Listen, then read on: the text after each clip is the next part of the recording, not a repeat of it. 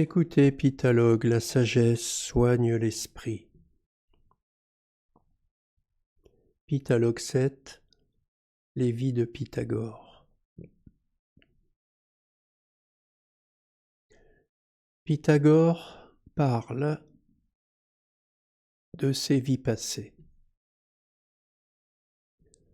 Parmi les nombreuses vies physiques que j'ai traversées, l'une d'elles était anonyme, c'était au temps des dinosaures. L'un d'eux a fait de moi son repas. J'ai connu la civilisation engloutie appelée Lémurie. J'étais un prêtre pontife qui maria un jour un prince et une princesse. J'ai retrouvé la princesse plus tard dans une vie actuelle. Quant au prince, il fut ensuite Salomon puis Saint Paul, avant de réapparaître récemment comme guide spirituel en Inde. Une autre vie passionnante fut en Égypte, à Assouan, juste avant notre ère, vers l'an 200. J'étais un grand prêtre d'Isis, prêtre et guérisseur dans le temple de Philae. Je soignais avec mes mains selon un rituel énergétique proche d'une technique actuelle.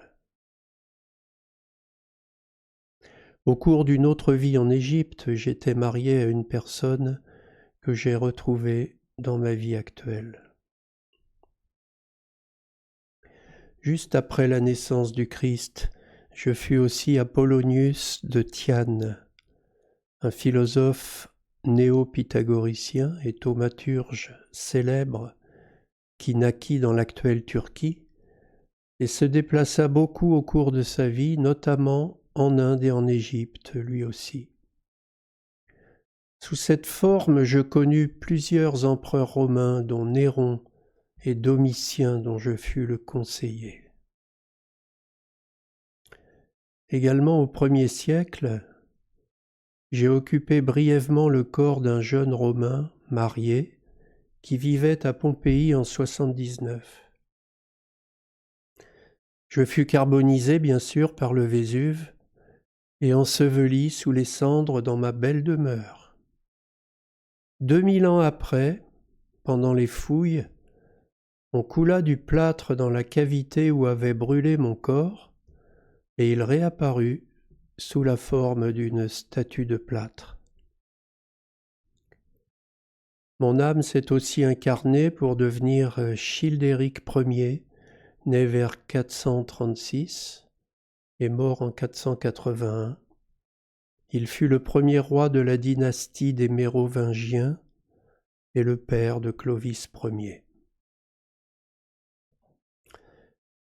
Je fus au XIe siècle un chevalier. Au XIIe siècle en Italie, je fus le plus proche disciple de saint François d'Assise, rempli de sa ferveur et de sa joie. Au XVe siècle, je fus un alchimiste qui préparait son grand œuvre dans une crypte de Paris.